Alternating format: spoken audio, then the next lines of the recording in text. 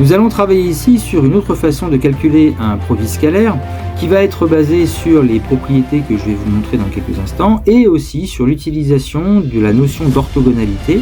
Et je vous mets à l'écran la vidéo justement dans laquelle on avait travaillé sur l'orthogonalité de droite et de l'application du produit scalaire. Alors, les propriétés en question sont les suivantes et justifient un petit peu le vocabulaire. Pourquoi produit scalaire de vecteurs? Eh bien parce que ce produit scalaire répond à des règles qui ressemblent un petit peu à ce qu'on a pu voir dans la multiplication de nombres, mais ici, attention, on est sur des vecteurs. Première propriété, le produit scalaire de U avec V est égal au produit scalaire de V avec U. Ensuite, le produit scalaire ou le scalaire U scalaire K fois V est égal à K fois U scalaire V. Autrement dit, le multiplicateur du vecteur ici, on peut le sortir et ne garder que le produit scalaire de U et de V qui sera donc multiplié par la constante K. Et vous avez une règle ici qui rappelle la distributivité, à savoir que le produit scalaire de U avec V plus W est égal au produit scalaire de U avec V plus le produit scalaire de U avec W. Et maintenant, nous allons illustrer ces règles dans l'exemple suivant.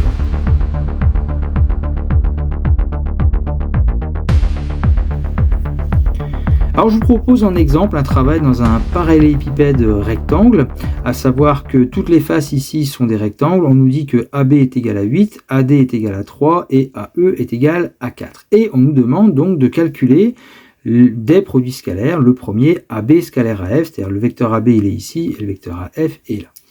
Alors je vous remets à l'écran d'abord la première vidéo dans laquelle on avait travaillé sur le produit scalaire et on avait vu une première formule pour calculer un produit scalaire. Je vous remets justement cette formule ici. La norme d'un vecteur va être utilisée ainsi qu'un angle. À savoir que le produit scalaire de AB avec AF, c'est la norme du vecteur AB fois la norme du vecteur AF fois le cosinus de l'angle formé par les vecteurs AB et AF. Alors si nous regardons maintenant la figure, la norme de AB, eh bien c'est la longueur du vecteur AB, donc ça vaut 8. La norme du vecteur AF, c'est la longueur du vecteur AF, on ne la connaît pas. Cependant, comme on sait que les faces sont des rectangles, le triangle ABF est un triangle rectangle, AB vaut 8, BF est égal à 4, donc comme AF est l'hypoténuse, on pourrait utiliser le théorème de Pythagore pour calculer donc justement la norme du vecteur AF. Maintenant, déterminons, est-ce qu'on pourrait déterminer l'angle formé par les vecteurs AB et AF, c'est-à-dire l'angle finalement BAF, l'angle qui est ici? Eh bien, on pourrait, en utilisant de la trigonométrie, puisque par rapport à l'angle qui est ici, l'angle BAF, eh bien, on connaît la longueur du côté opposé, c'est 4, on connaît la longueur du côté adjacent, c'est 8, dans le triangle rectangle ABF. Et donc, on pourrait utiliser la formule de la tangente. Tangente de l'angle, eh bien, c'est le côté opposé divisé par le côté adjacent. Donc, ça fait 4 sur 8, ça fait 1/2. Connaissant la tangente, on pourrait trouver l'angle avec la formule de l'arc tangente, en utilisant par exemple la calculatrice.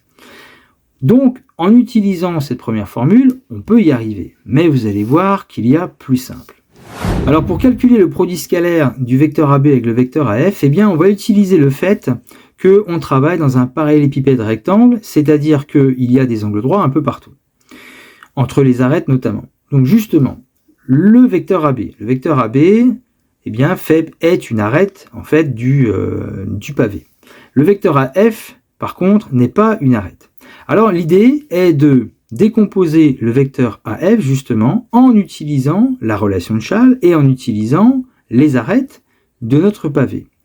Or, le vecteur AF peut être décomposé en AB plus BF.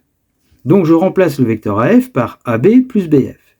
Et maintenant, on va utiliser la distributivité dont je vous ai parlé dans les propriétés, à savoir que AB scalaire AB plus BF va devenir AB scalaire AB, ce qui est marqué ici, plus AB scalaire BF. C'est la distributivité. Sauf que AB scalaire BF, pourquoi il est égal à 0? Eh bien parce que, et ça c'est la vidéo dont je vous ai parlé au tout début, le vecteur AB et le vecteur BF, eh bien ils ont des directions orthogonales, puisque la droite AB et la droite BF sont perpendiculaires. C'est ce que j'ai d'ailleurs noté ici. Et de ce fait, le produit scalaire de AB avec BF eh bien, va être égal à 0. Donc il va nous rester AB scalaire AB, ici. Et je vous rappelle une règle qu'on avait vue aussi dans l'une des vidéos, mais je vous la remontre puisqu'elle est juste là. On avait remarqué aussi que lorsque des vecteurs sont colinéaires et de même sens, le produit scalaire du vecteur U et du vecteur V est égal à la norme de U fois la norme de V. Si par contre ils sont de sens contraire, le produit scalaire de U et de V sera égal à moins la norme de U fois la norme de V, illustré ici donc au niveau du cas où les vecteurs sont dans le même sens et le cas où les vecteurs sont de sens contraire. Donc là je vous remets justement la vidéo dans laquelle on avait travaillé sur ce cas particulier important, et là maintenant on va utiliser le fait que notre produit scalaire ici, le vecteur AB avec le vecteur AB scalaire AB, les deux vecteurs ici sont colinéaires, ils sont même égaux, et ils sont dans le même sens. Donc c'est la norme de AB fois la norme de AB. Donc c'est 8 fois 8 et ça fait 64. Donc passons au deuxième produit scalaire, ici proposé, vecteur ED, produit scalaire avec le vecteur GB. Donc voilà le vecteur ED, et voilà ici le vecteur GB. Donc là, la même idée, à savoir que on va décomposer chacun des deux vecteurs en passant par les arêtes, puisque les arêtes ont la particularité ici d'avoir des angles droits, pas toutes entre elles, mais certaines. Donc, le vecteur ED, on peut le décomposer en EH plus HD, c'est-à-dire EH plus HD en utilisant la relation de Chasles. Le vecteur GB, on peut le décomposer en GF plus FB, ce que j'ai marqué ici. Et comme il existe une distributivité, comme j'ai pu vous le montrer, ici, là, eh bien, il existe aussi une double distributivité. C'est-à-dire que, on va faire la même chose que quand on fait du développement avec des x et des y, c'est exactement pareil, ou des x et des x carrés. Eh bien, on va dire que ce produit scalaire est égal à EH scalaire GF, c'est le premier, plus EH scalaire FB, c'est le deuxième. Ensuite, on poursuit avec HD, HD scalaire GF, donc ça fait celui-là, plus HD scalaire FB. Donc nous avons maintenant 4 produits scalaires qui apparaissent. Sauf que dans les 4, puisque on a décomposé nos vecteurs en passant par des arêtes, eh bien, il se trouve qu'on peut tomber sur des arêtes qui vont être orthogonales entre elles, et c'est le cas, par exemple, de vecteurs EH et FB. Regardez bien, EH et ici FB. Les directions sont orthogonales, les droites sont orthogonales, le produit scalaire est égal à 0. Le deuxième, HD et GF.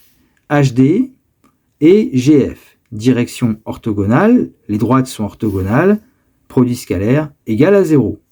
Il nous reste donc EH scalaire GF et HD scalaire FB. EH scalaire GF. Regardons. EH, GF.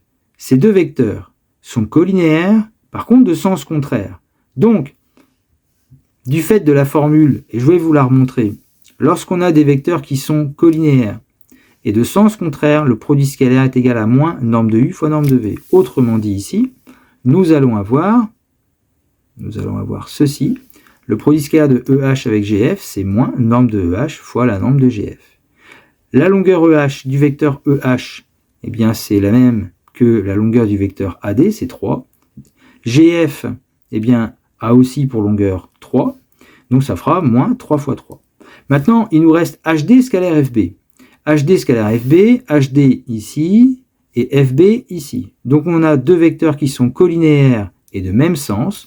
Donc comme on l'a vu dans le premier exemple, on ira que c'est égal à plus HD, la norme du vecteur HD, fois la norme du vecteur FB. La norme du vecteur HD, c'est 4, FB aussi, c'est 4, donc ça fera plus 4 fois 4. Donc ça vous fait moins 9 plus 16, et ça nous donne un produit scalaire qui est égal à 7.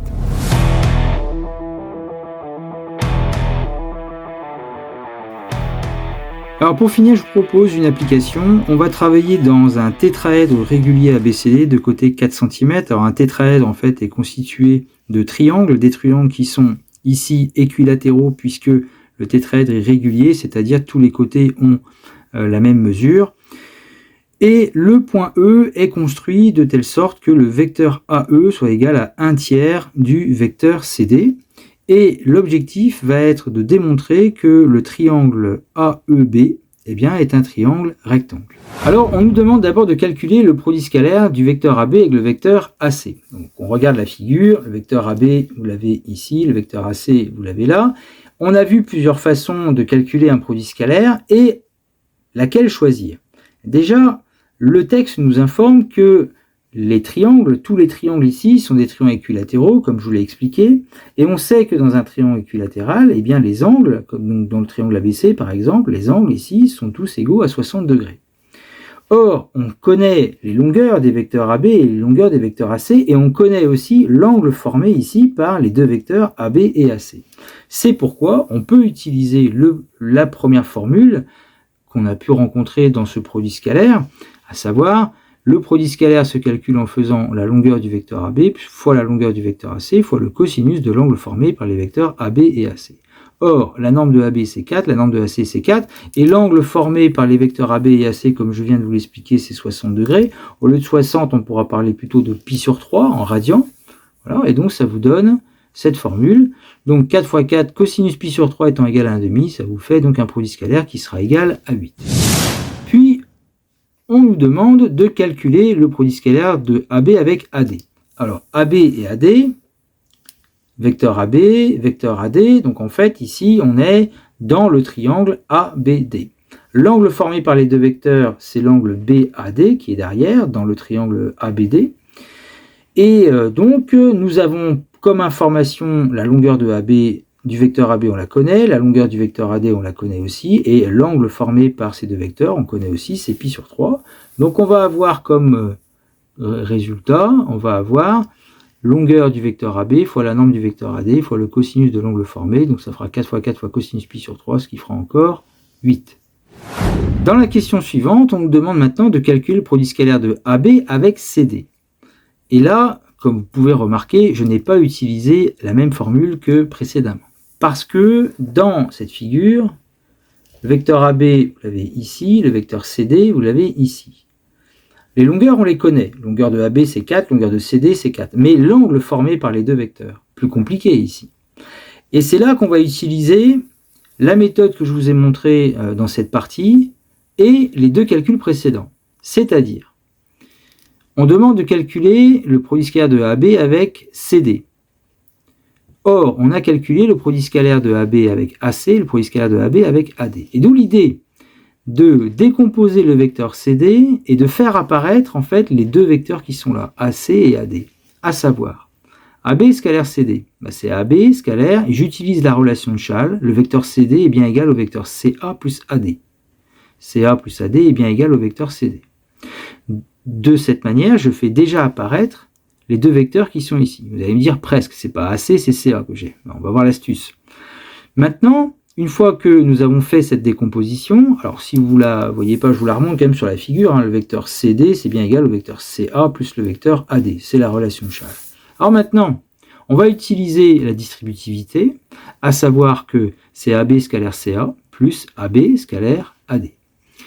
Le produit scalaire de AB et AD, on le connaît, il vaut 8. Maintenant, on a vu dans la question précédente le produit scalaire de AB avec AC qui vaut 8. Et nous, c'est AB scalaire CA. Sauf que le vecteur CA, c'est moins le vecteur AC. Alors le moins, on en fait quoi? Le moins, en fait, c'est comme si c'était moins 1.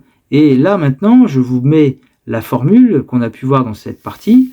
Le produit scalaire de U avec K fois V, eh bien, le multiplicateur K, on le sort en fait du vecteur V, il vient devant le produit scalaire de U et de V. Ce qui fait que le moins 1 qui est ici, eh bien, on peut le mettre devant. Et il nous reste AB scalaire AC. Donc ça nous fait moins AB scalaire AC plus AB scalaire AD. AB scalaire AC, c'était 8, donc ça fait moins 8, plus 8, et ça fait 0. Donc, et avec tout ça, on va pouvoir maintenant démontrer que le triangle ABE est rectangle en A. Démontrer que le triangle ABE est rectangle en A, je vous montre la figure, il s'agit en fait de démontrer que AB et AE, en termes de droite, sont perpendiculaires. Il s'agit en fait de démontrer que, pour ça, que le produit scalaire de AB avec AE sera égal à 0, les vecteurs orthogonaux. Donc, nous devons calculer le produit scalaire de AB avec AE. Sauf que dans le texte, qu'est-ce qu'on nous donne sur le vecteur AE? Eh bien, on nous dit que le vecteur AE, je vous le remonte ici, il est égal à 1 tiers de CD. Donc, ça veut dire que dans le calcul, ça devient AB scalaire 1 tiers de CD. D'où la question précédente, parce que maintenant AB scalaire 1 tiers de CD, le 1 tiers, qu'est-ce qu'on en fait? Même chose en utilisant cette formule ici, le multiplicateur du vecteur V, eh bien on peut le mettre devant, ici, qui va multiplier le produit scalaire de U et de V. Donc ça va faire 1 tiers multiplié par le produit scalaire de AB avec CD. Mais le produit scalaire de AB avec CD, on a trouvé que c'était 0. Donc ça fait 1 tiers fois 0, donc ça fait 0. Conclusion. AB et AE sont bien orthogonaux, et ainsi, nos deux droites AB et AE sont perpendiculaires. Le triangle est donc rectangle en A.